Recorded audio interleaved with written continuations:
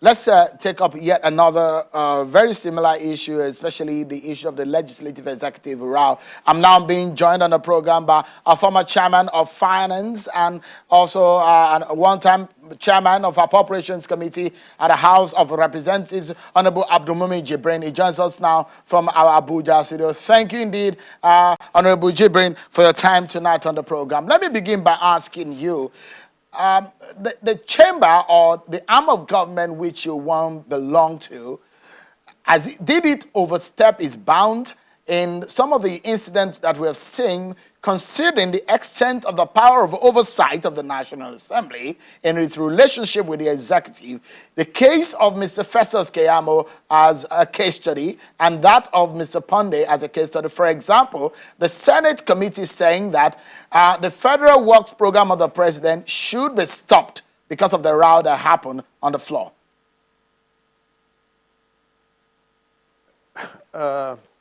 Well, I will say yes, at the same time, no, but I'm going to take it one after the other. Now, when you talk about the case of Keyamo, in the case of Keyamo, there are instances where Keyamo is right, and there are instances where I believe that he is wrong. First, let me deal with the aspect where I think Keyamo, who is, of course, my good friend, got it wrong. You can't go to the parliament and sit within the vicinity of the parliament before a well-constituted committee of the National Assembly, and they ask you to go into an executive session and you resist. I think it's absolutely wrong. Keyamo got it wrong there. I listened to his defense. He said they've already made judgmental statement about him in the public glare, and he will have to answer their questions in the public glare. But going into a private session with the lawmakers will not in any way stop Mr. Keyamo from coming out, addressing the press, or going back to your office, sit down, not even appearing as if you are responding to what the National Assembly did.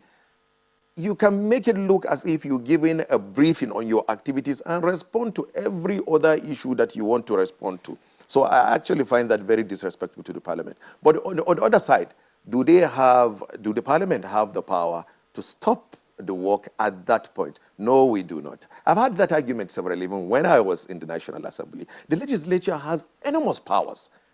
Don't get it wrong.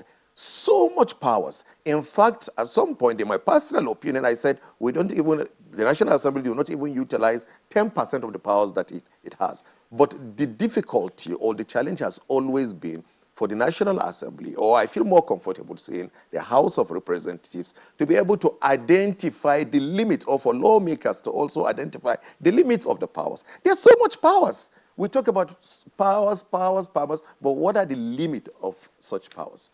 Now, on the public works the aspect, I have said it clearly. The point that the National Assembly had and the opportunity to deal with that issue is during the budget defense. That is where the law gives it the complete power to deal with that matter. In fact, the National Assembly has the power to even cancel the program at that point. That is when they are supposed to ask Mr. Keyamo, how are you going to implement this program? What is the system? Honorable. How are you going to select the funding for the... Honorable, please, let's take our first break. Apologies. That point. Yeah, let's take our first break. We will continue with the conversation when we come back from the break with Honorable Abdulmumin Jibrin. But don't forget also, after the break, we will also be talking about the allegations against the Minister of Justice, Abubakar Malami, on the probe of Mr. Magu. We take a look at the anti-corruption war of the Buhari government and the Magu probe. That's next. Join us again. Thank you so much and welcome back, everyone. Let's get back to the conversation with a former chairman of the Finance Committee in the House of Representatives at one time, and also a former chairman of the Appropriations Committee in the House of Representatives, Honorable Abdulmumin Jibrin, about the legislature and the executive's relationship in Nigeria. Thank you so much, Honorable Jibrin, for joining us. Let's get back into the conversation. You were talking about that relationship and especially the issue of Mr. Keyamo. Yes, I was actually explaining that the National Assembly has all the latitude during budget defense to look at the project itself They have even the right to cancel the project, to reduce the amount, increase the amount, amend it, ask Mr. Keyamo every kind of question that they want to ask. And the way the budget session is done, he will come with a presentation. And if they require additional presentation on the entirety, the scope, comprehensive presentation on the project itself, they take it, they put it as part of the file before they approve his budget. Now, by the time it goes beyond that point, the next point that the National Assembly has power to now intervene, it's on oversight. By the time he starts implementation. When he has not implement, there is nothing you can do. And you cannot give directive on implementation. I've had that argument severally with colleagues of mine, that if you start giving instruction on implementation, either asking the executive, do not make so payment, stop so employment, etc., and the rest, then people start asking questions. What is not your power? So we get to a point when I was in the National Assembly, and I keep asking our colleagues that, what is it that is not our powers in this country? Because we practically do everything. The only thing that we do not do is award of contract. So I think the most significant, the most important thing at this point is for the National Assembly to introspect and also look, and it will help the image of the National Assembly to really know, in the midst of so much power that the National Assembly has, where does it have its limit? Where is the limit? It's very important for them to draw a line at the limit.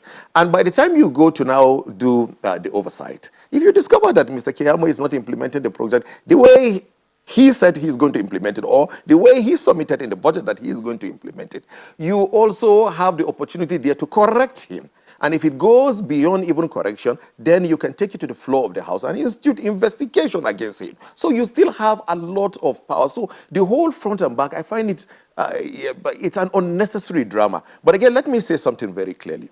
I do not subscribe to the idea of excluding the parliament and the issue of such selections, whether it is employment or whatsoever. And when you come to do it, you look at the National Assembly, members of the National Assembly, and you say, oh, no, they have any role to play in that. It is wrong. Sometimes we copy what we are doing from the United States of America. I remember even recently when the U.S. passed the $2 trillion palliative for United States citizens and rest.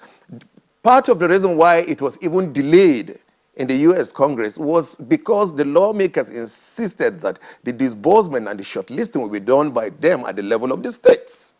And President Trump has to agree with that condition before it's done. All over the world, it is done. But again, in this part of the world, when a lawmaker recommends for employment or something, it is seen as corruption. Now, we have narrowed and suffocated the space for incentives. In other climes, they call it incentives. In our own climb, we call it corruption. So I do not agree with any attempt to suffocate the lawmakers, get them out of the system. Because Honorable Jibrin, if you are going to take 1,000 lawmaker, if you are going to take 1,000 lawmaker from my own local government as a representative of the people, then I should have an input in it. Okay, so you established the fact that from your point of view, the lawmakers were wrong to have stopped the program. And you have established that maybe Mr. Keyamo should have handled it differently. But if you look at the posture of President Buhari, yes, this is a parliament that said they wanted to work with the Buhari government, but the president took side with Mr. Keyamo. Does that put the parliament in a very difficult situation going forward? Well, that has remained speculation, because I also heard that he's given Mr. Keyamo the go-ahead to implement the program, and I do not have any issue with the president doing that, but I have not seen any written memo or any approval from the president or any statement from the presidential media guys saying the president has given the go-ahead. But again, if I am going to advise from an ordinary Nigerian, the lawmaker all over the world, lawmakers are egocentric. It's all about managing their ego. It's part of the psychology of legislators. So I would have preferred a situation where our leaders will sit with the leaders of the National Assembly. Since the Senate President has come out, however you look at it, he has come out to say, I support the fact that this program should be stopped. When I watched him on television making that comment, my heart beats. I said, if I have had the opportunity to speak to him earlier, I would have asked him not to even make that comment, because it's like you've drawn the battle line. Then again, a few days later, this, well, let me call it rumor, came that the president has given the go-ahead. They would have done it in a situation where you sit with the leaders of the executive and legislature, have some kind of discussion, then have some kind of behind-the-scene agreement, so that the Senate President himself Honorable Jibrin, let me bring this to matter, and we've allowed that it should go ahead. Let me bring this to your to you now. In the case of the question on the integrity of lawmakers in a particular issue of probe. For example, the issue of Mr. Professor Ponde and the NDDC in front of the House Committee was a similar thing that we saw. A lot of people draw that inference from the issue with Mr. Aruma Ote and Honorable Hembe at the time. Let me remind a lot of our viewers, it happened almost 8 years ago in 2012. Take a listen to what Mrs. Aruma Ote said at that time and the exchange with Honorable Hembe. You have questioned my competence. You have made frivolous accusations of me of having done things that compromise myself and compromise the integrity of the organization that I'm the CEO of. Please, is this the House that we all know that gives people fair hearing? No. My issue is your credibility in doing this. I question it. To start by making a comment that the job we're doing here, it's not about me, it's not about members of this committee, it's not about the Deputy Speaker. It's about the resolution of the House to carry out an investigation to find out the root causes of the collapse in the capital market. Strong issues of corruption have been made against me. Strong issues of corruption have been made against the committee.